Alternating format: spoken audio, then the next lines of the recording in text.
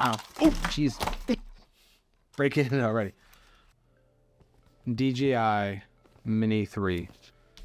So we just got this in from B&H. There's my slips for it right there. I got the receipts. So we bought this actually for students to work on their project they're doing. I'm not sure the details of the project right now. I just know they're doing a lot of scenic shots, so we had to get something that a student can fly. And the minis are really great because of the weight on them, so that way you don't need necessarily all the certs, but we are still gonna follow the rules. So let's open this thing up. I actually own the 2. I actually have it in my office over there. It's my personal one, but this is gonna be for the school. Now, which I find really interesting about this packaging, right? There is actually a little pull tab right there to open the box, but you still have plastic on the outside, so we still gotta open it with plastic. So nothing like a good utility knife there. There, get that going. Now we also bought this with the micro SD card because it just makes sense. So pull that tab, pull it open very easily, and then see how this opens. There we go.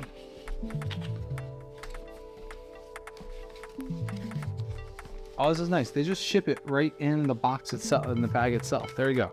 That's the bag. That's the Fly More package bag. So we got, what's on the side here? Got a lot of things on the side over here. Oh, just, this is the label. So I already know from having my own one of these that this is a really well designed bag. So you have a little exterior pouch here that you put whatever you want in there. Personally, on mine, this is where I put my Part 107 certification card. I keep it with my drone, so I have it when I'm flying.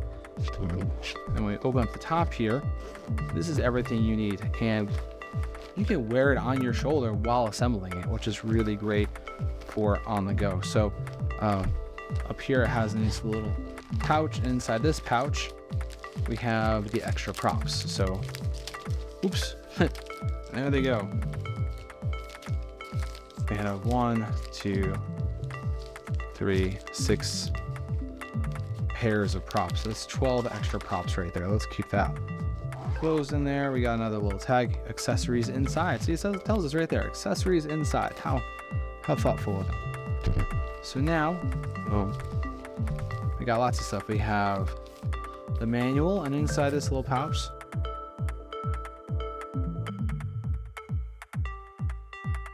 and this is just garbage. This is, get rid of that.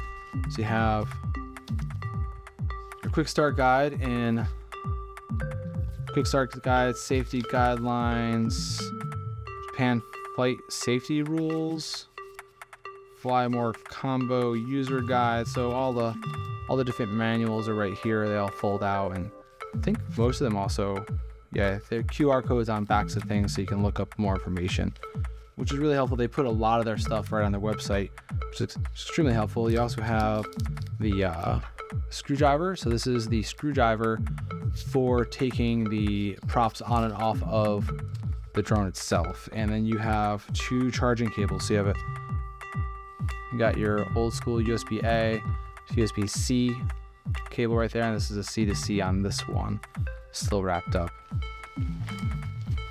And then here, you know, this is something I don't have because I use my phone, because I'm giving this to other people to use. I want to get this. This is the controller unit. So this is the DJI RC, DJI Remote Control Unit. And this has the screen built in. And on this one, oh, it's very, very nice, very comfortable to hold. I'd say it feels very good right there.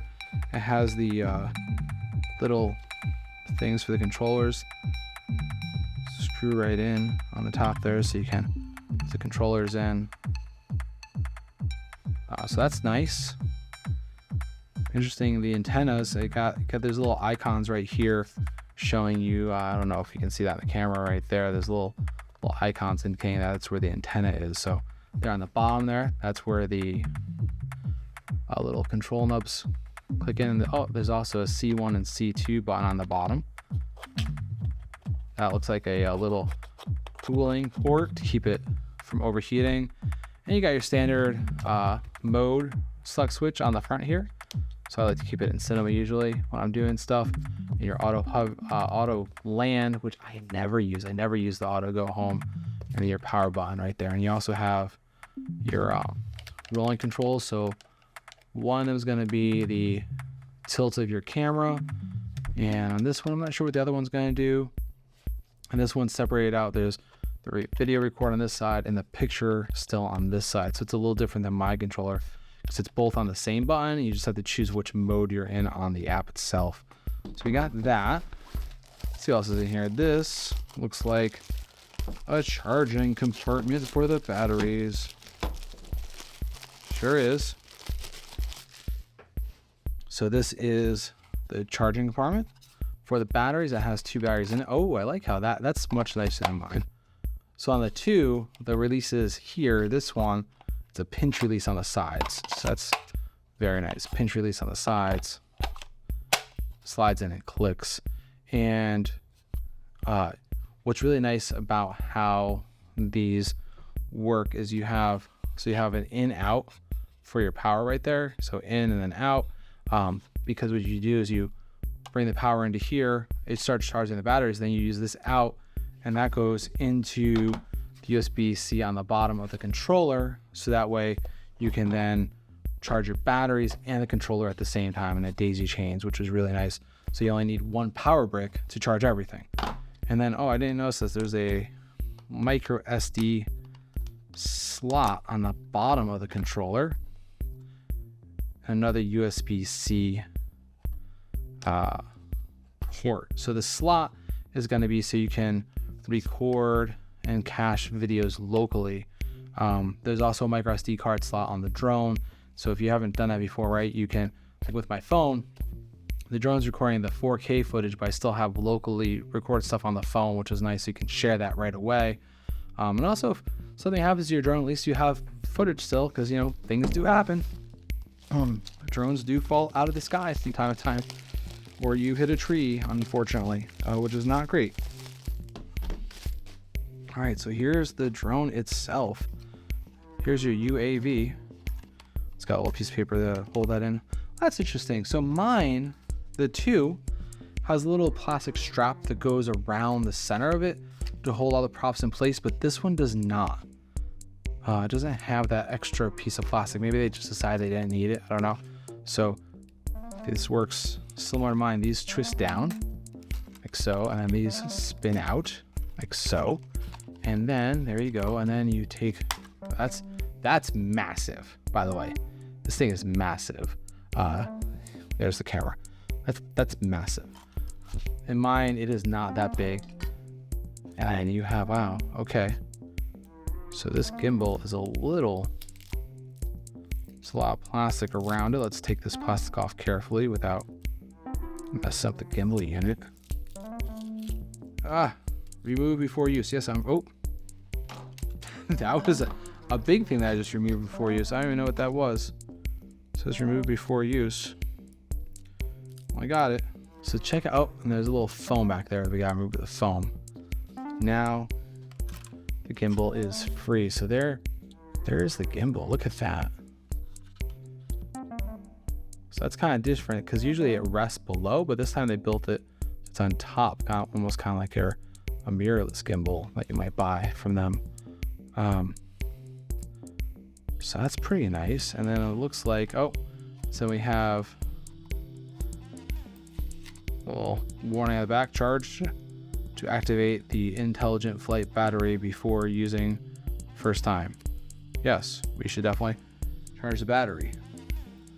Then there's the battery, just slides right out. So this one does not have a door. Again, so the 2, there's a little flip down door. It also hides the micro SD card slot and everything. This one, you just slide it right out, and there is no door. So it is the door itself. So that clicks in. So you could charge, I believe, without this. If you just had it by itself, you would leave it plugged into the Maverick or the Mini, I'm sorry, and just charge it via USB-C there. And there's your micro SD card slot. So it's unprotected from the elements, but nothing ever happens to it usually.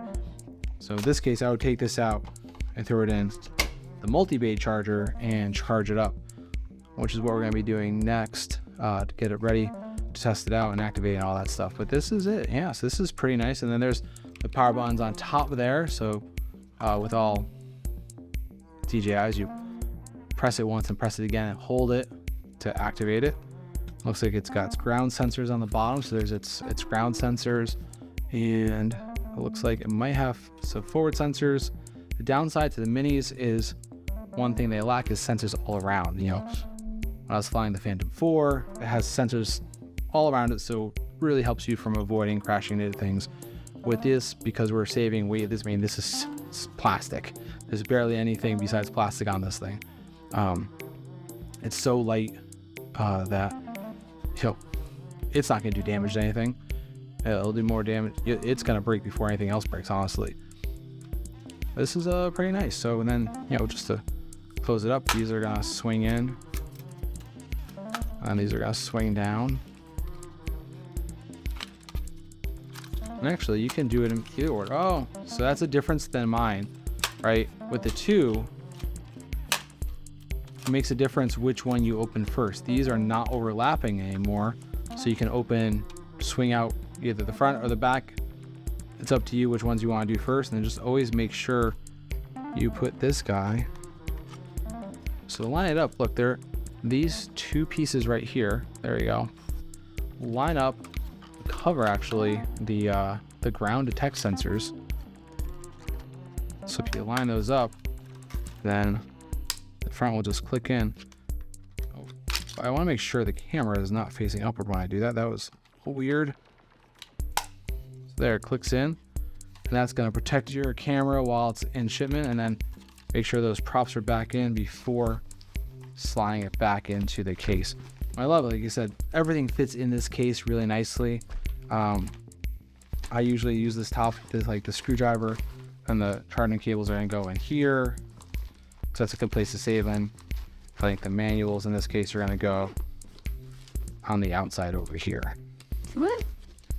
That's a nice little, I really do. And I have the Mini myself. I love these cases. They're perfectly built for what it is. And I mean, with this stuff, it shoots so great with the size that it is. You could just have it in your camera bag or in your trunk at all times and be ready to shoot whenever the moment is correct. So looking forward to use this one and see what kind of footage we can get out of it. So maybe I'll make a video with that later on. Who knows? We do have to set it up, so I got to do a lot of software stuff on it now because I got to get this configured and activated and all that stuff. So that's the fun stuff I get to do, but we'll be doing that later.